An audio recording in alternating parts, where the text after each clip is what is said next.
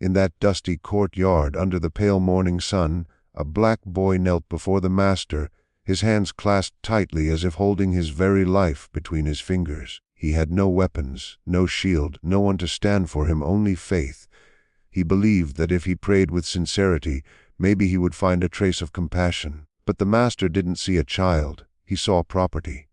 He laughed at the plea, laughed at the fragility, laughed at the thought that this boy could ever deserve mercy. For him, it was just another moment to assert his power, his authority, his total control. But that morning something unimaginable began to unfold. As the cruel laughter rang out, the air itself shifted. The dogs, always alert to commands, grew uneasy. The workers froze, unsure why. The boy lifted his eyes not toward the master but beyond him, as if hearing a call no one else could perceive. Within moments, the plantation would witness an event that defied all reason of that era, an occurrence no one could explain, a story that would be whispered only in secrecy, and one that would confront the master with a fear he had never thought he could feel, the fear of losing control. That boy kneeling in the dirt would be the first to rise against the fate imposed upon him, and his faith would ignite a force capable of overturning the balance that had ruled Willowbrook Plantation for generations. Willowbrook Plantation was set in southern Georgia, a sprawling property stretching for miles with endless cotton fields, weathered wooden fences, and small cabins where dozens of people lived without dignity. The year was 1856, a time when cruelty had a name, a family, and an address. There Mr. Thaddeus Hargrove ruled like a minor monarch over the land and the lives he considered his property. He was a middle-aged man, his belly slightly protruding, mustache thick, eyes sharp and never showing doubt. For Thaddeus, questioning his authority was like questioning the natural laws of the world. He believed he was born to command, and that others were born to obey.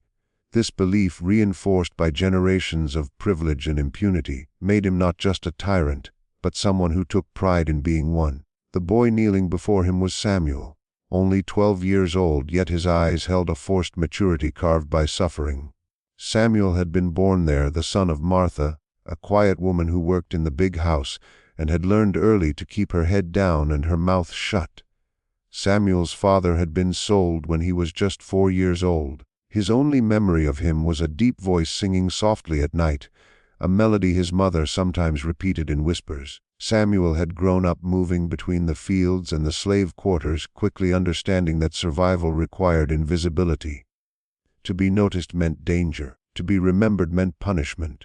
But that morning there was no escaping the master's gaze. Before continuing this story, take a moment to comment which city you are listening from and subscribe to the channel. Let's build this community together. Thank you. And now back to the story. It had all begun 2 days earlier when Samuel was accused of stealing food from the pantry.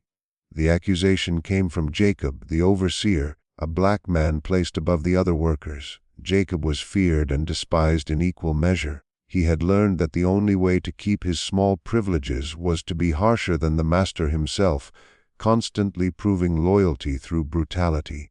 When Jacob found a piece of bread hidden under Samuel's straw mattress, he wasted no time. He grabbed the boy by the arm and dragged him to the big house, shouting accusations everyone knew were true.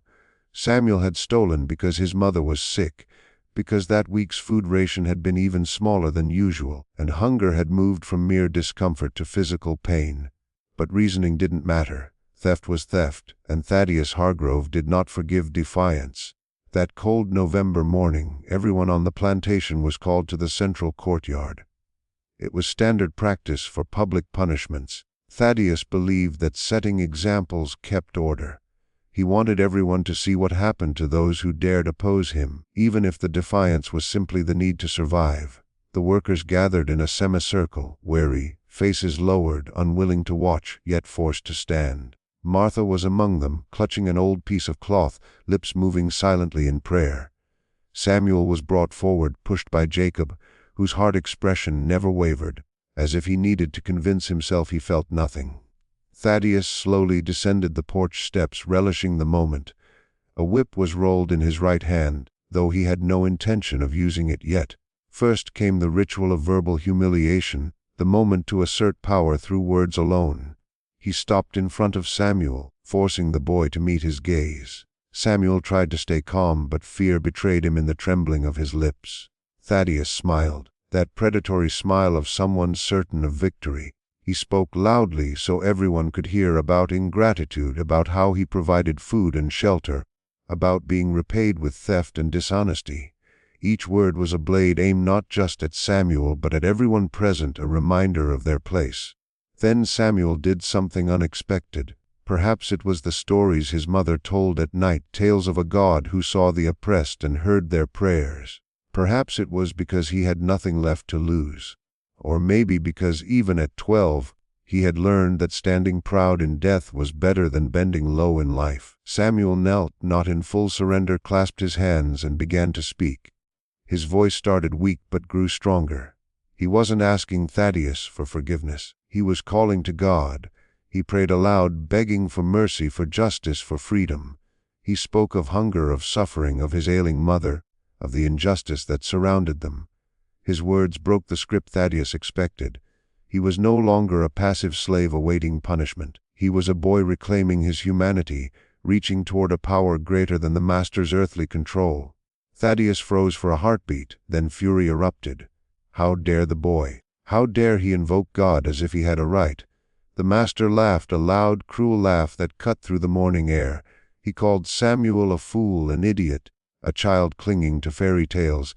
He said that if God existed, he certainly ignored slaves. He said prayers wouldn't fill bellies or shatter chains. He declared that the only authority here was his own, Thaddeus Hargrove, master of the land and all within it. Laughter spread. Jacob forced his own laugh, trying to mask unease. Some white overseers on the porch joined in. It was a chorus of mockery meant to crush any flicker of hope. But while Thaddeus laughed, the world began to shift. Subtly at first, almost unnoticed, the dogs roaming the plantation, bred for aggression and obedience, grew uneasy. They stopped, eyes fixed on the tree line beyond, whimpering softly. One large mastiff, Thaddeus's favorite for intimidation, lay down and buried its muzzle in its paws as if hiding from something unseen.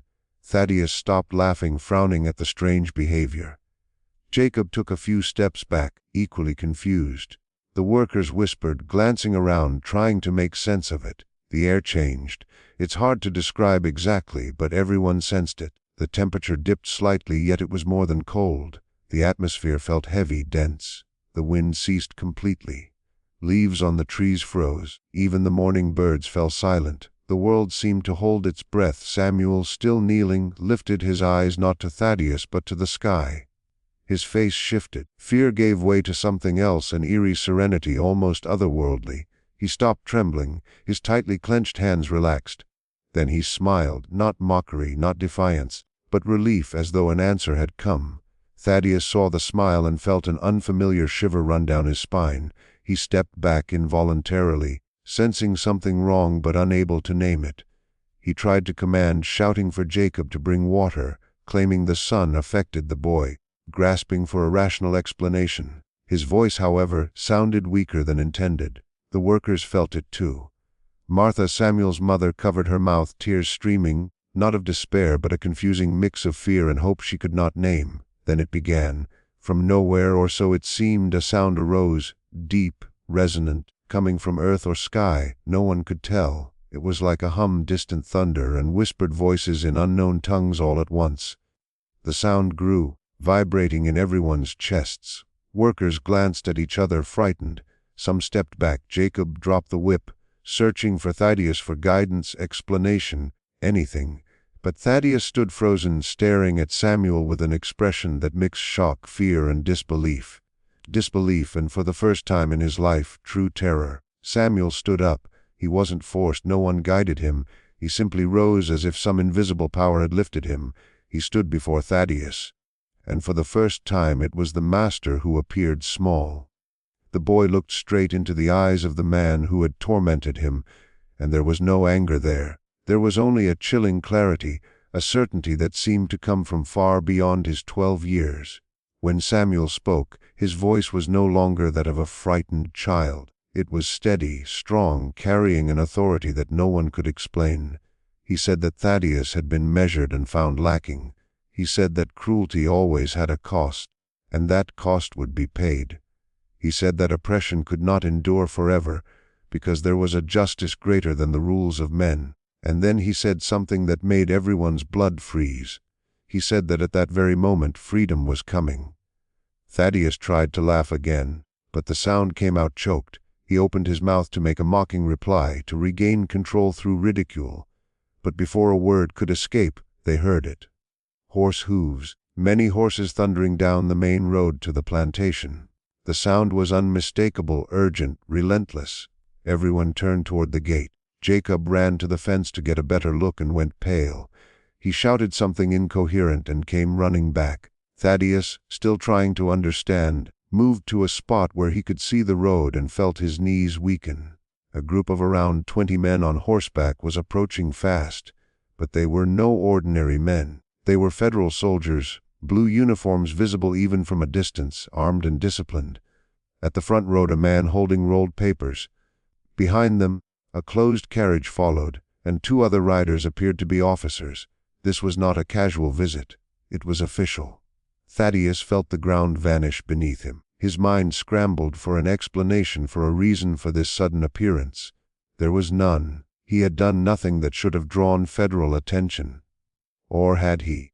The soldiers passed through the main gate without waiting for permission. The lead officer dismounted with exact movements and walked straight toward Thaddeus. Still standing in the courtyard, Samuel remained motionless, watching with the same calm expression. The workers moved aside, forming a natural path for the soldiers. The officer stopped a few meters from Thaddeus, took off his hat in minimal courtesy, and unrolled a paper. Without long introductions, he began to read. It was a search and seizure order from the federal government, authorizing the investigation of Thaddeus Harrow's property for illegal human trafficking, breaking importation laws, and harboring people brought in after the Atlantic slave trade ban. The words hit like iron. Thaddeus tried to protest, claiming it was nonsense, a mistake, that he had never smuggled anyone. But his voice faltered mid-lie, because it was a lie. 3 years earlier, Thaddeus had indeed bought a group of people brought secretly from Cuba in a covert operation used by Southern planters to dodge federal laws. He had thought he was safe, that no one would discover it, that distance and local complicity protected him. But someone had spoken. Someone had reported him, and now the consequences had arrived. The officer did not wait for answers.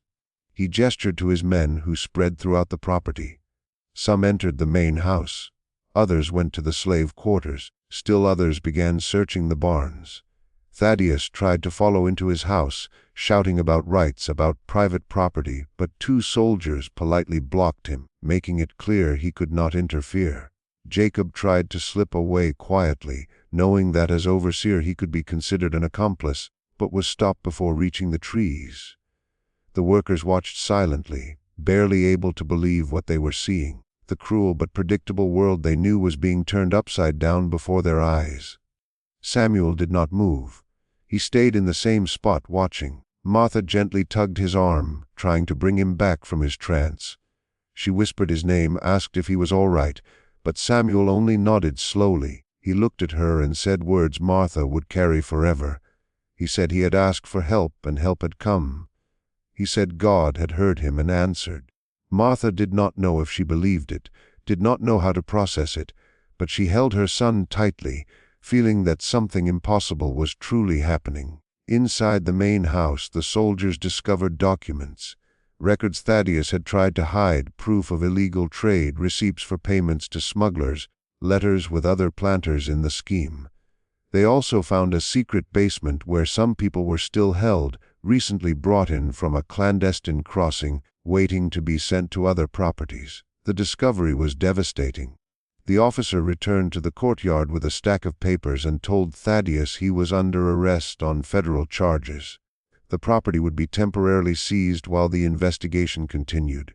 Thaddeus sank to his knees, not in prayer like Samuel, but in utter despair. Everything he had built, his small empire of cruelty and control, was collapsing within minutes. But the story did not end there. While Thaddeus was led away in chains, ironically feeling for the first time what it was like to be someone else's property, the soldiers explained what would happen to the people on the plantation. There was a federal program, still imperfect and experimental, but in place, offering resettlement for those freed from illegal captivity. It was not full freedom, not yet, but it was a start. Some would go to colonies in the North. Others would receive papers identifying them as free, at least legally. It was confusing, flawed, but infinitely better than before. The workers struggled to comprehend. Some wept, some stayed silent, processing. Others were frightened because freedom was a word they had never been allowed to imagine, and the unknown can terrify as much as known oppression. Martha held Samuel tighter, realizing her son's life would be different from hers. That perhaps, just perhaps, he would have opportunities she never had. Samuel stayed calm, that serene look still on his face. When a soldier passed, the boy thanked him. The soldier looked puzzled, asking why. Samuel only said he had prayed for help, and it had arrived at the exact moment he needed it. The soldier, a middle-aged man who had seen much in life, stared at the 12-year-old boy, feeling something he could not explain. He was not religious, did not believe in miracles, but the timing was strange. The search order had been issued 3 weeks earlier, based on an anonymous tip. The operation was planned, waiting for the right moment.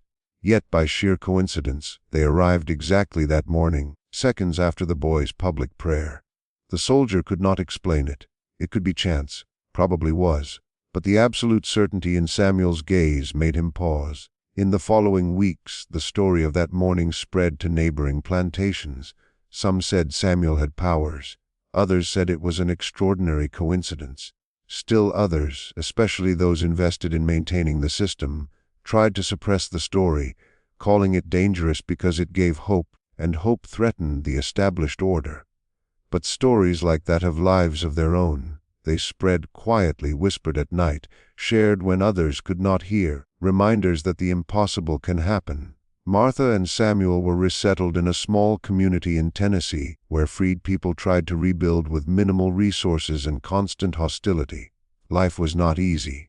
Legal freedom did not mean equality or opportunity, or safety from racism and violence. Samuel grew up facing the same prejudices, the same barriers, the same entrenched injustices as all freed people in the South. But he grew up free.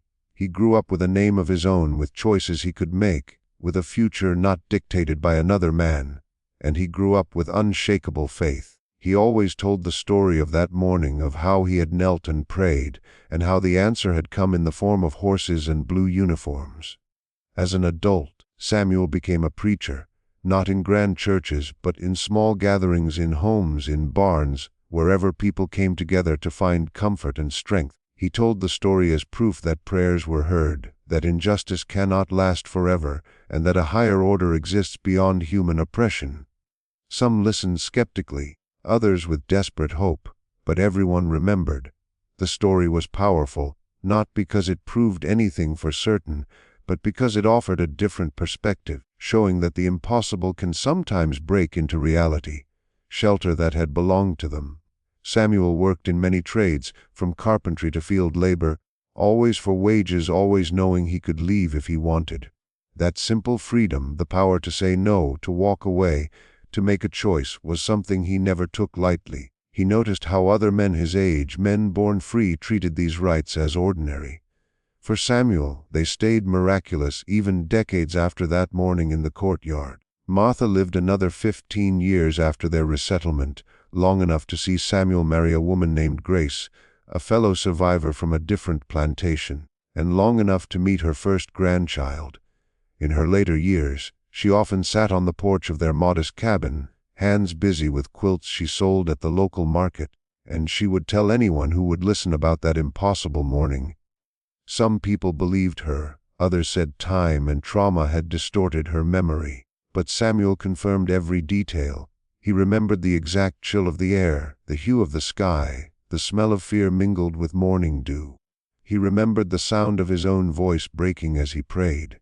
And he remembered the particular timbre of Thaddeus's laugh. And he remembered with perfect clarity the moment when everything shifted. In 1863, when news reached Tennessee that President Lincoln had issued the Emancipation Proclamation, Samuel was 29 years old. He joined hundreds in the town square to hear the announcement read aloud. There was celebration, yes, but also uncertainty and fear. Legal freedom was on the way. But what did that mean in daily life? Samuel understood better than most. He had seen the gap between legal rights and real freedom.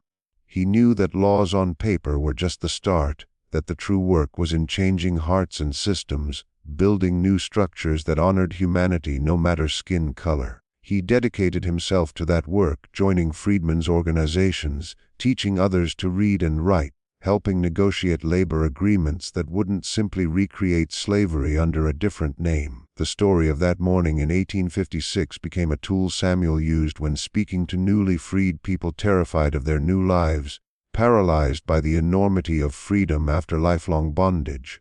He would describe kneeling in that courtyard.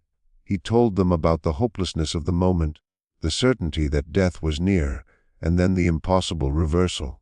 He used it to show that change was possible, that prayer and action together could move mountains, that the God he believed in sided with the oppressed.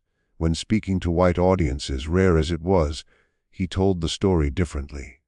He highlighted Thaddeus's fall, the swift justice for a man who considered himself untouchable. It was a warning hidden in testimony, a sign that cruelty contains the seeds of its own undoing. Not everyone welcomed Samuel's activism. Tennessee during Reconstruction was violent. The Ku Klux Klan and other groups terrorized black communities, targeting educated, prosperous, or politically active individuals. Samuel got threats. Crosses were burned near his home. Twice men came at night, but Samuel was ready. He had learned to shoot, organized neighbors into watch groups, and had contacts with Union soldiers still in the area. He survived, but others did not. Friends vanished. Churches were burned. Schools were destroyed. The backlash against black freedom was deliberate and brutal, aiming to restore white supremacy through terror when law could no longer achieve it. Through it all, Samuel's faith remained central, but it deepened. The simple faith of his childhood, the desperate plea of a terrified boy, matured into something more complex. He wrestled with questions that had no easy answers. If God could send soldiers to rescue him in 10 minutes, why not prevent the danger in the first place? Why did children still suffer and die in slavery? Why did freedom come with so much violence? Samuel never claimed to have answers, but he formed a theology of resistance that inspired many in his community. He taught that God works through human hands, that miracles demand participation, that faith without action is empty. Soldiers came not just because he prayed, but because someone somewhere had courage enough to report Thaddeus's crimes. Divine action and human effort were inseparable. In 1870, Samuel had an unexpected visitor. A young white man, thin and nervous, appeared at his door asking for him by name. Samuel was wary, but the man seemed harmless. He introduced himself as Thomas Harrow, Thaddeus's grandson. Thaddeus had died 5 years earlier, and Thomas had been studying his grandfather's papers, trying to understand family history. He had found records of the arrest, trial, and conviction, and a journal where Thaddeus had written obsessively about that morning.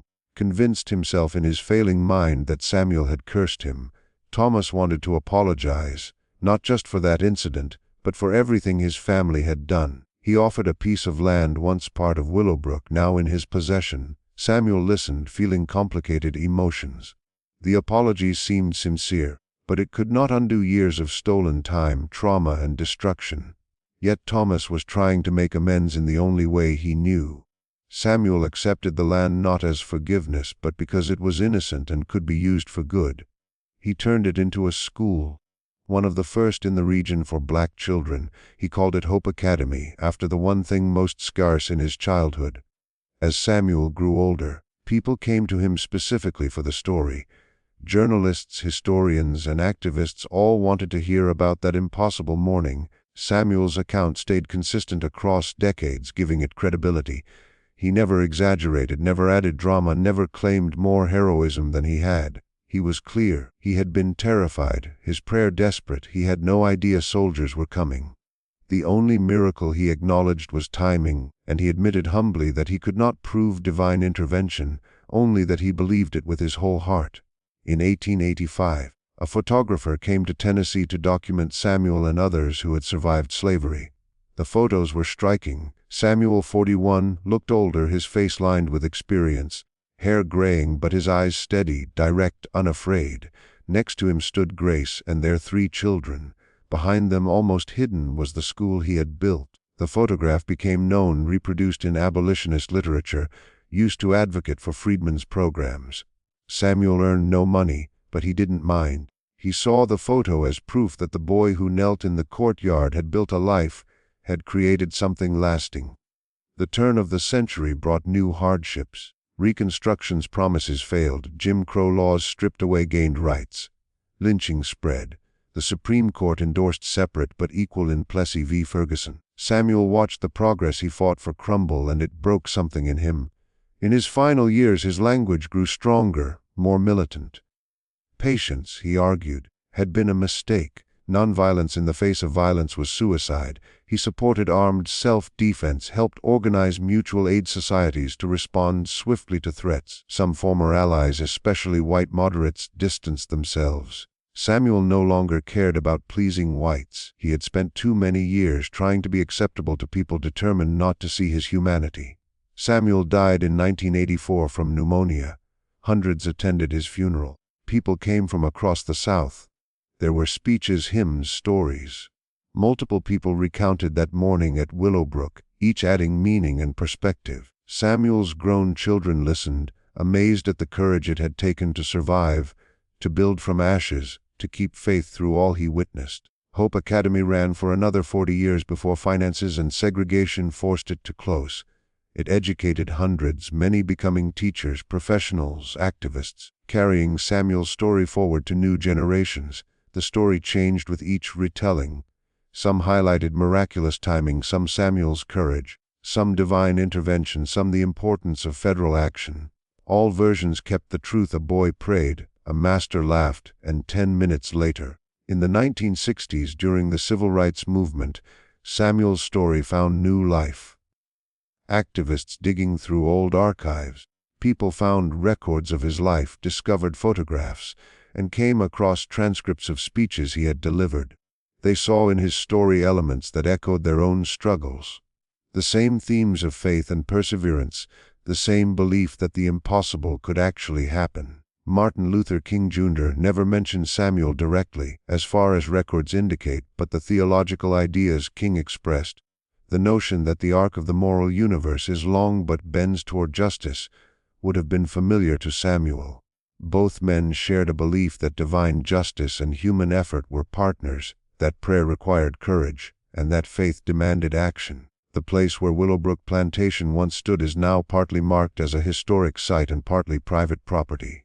The marker, put up in 1995, tells a softened version of the plantation's history. It notes that it was a cotton plantation, that it operated from the early 1800s until the Civil War, and that it practiced labor methods typical of the time.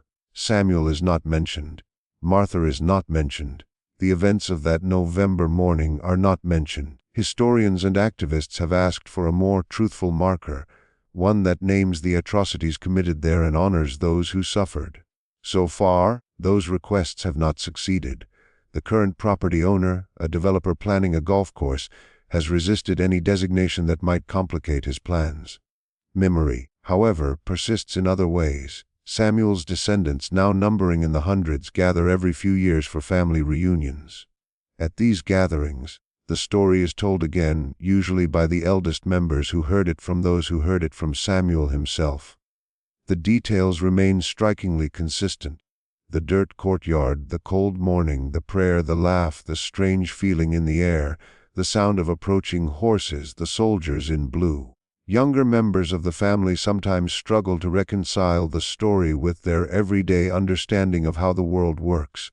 Some accept it as literal truth, proof of divine intervention in their family history.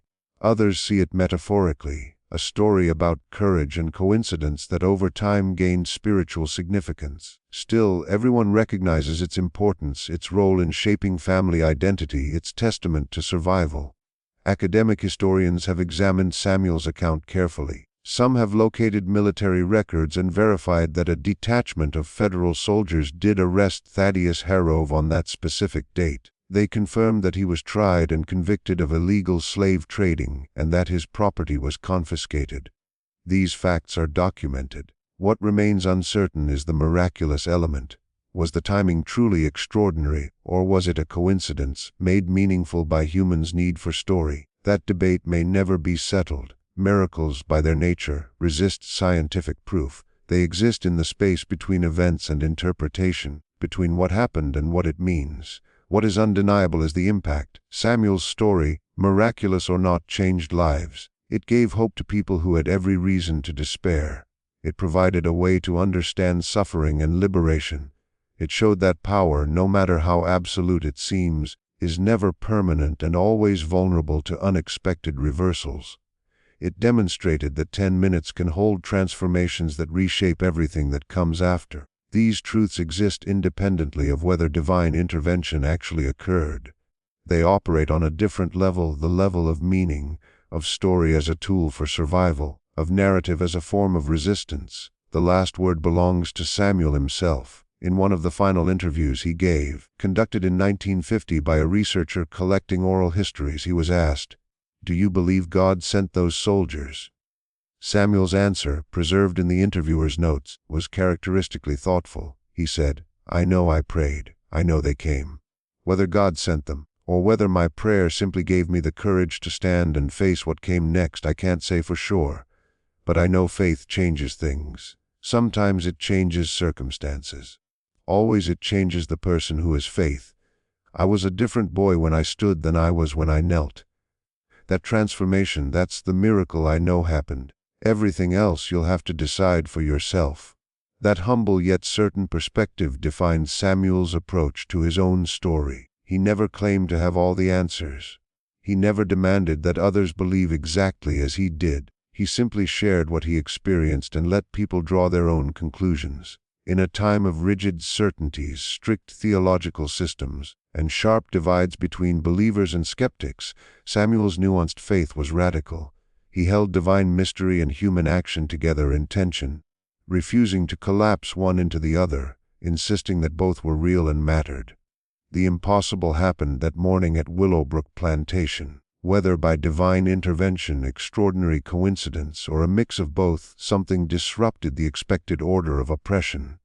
A boy who should have died lived. A master who seemed untouchable was brought low.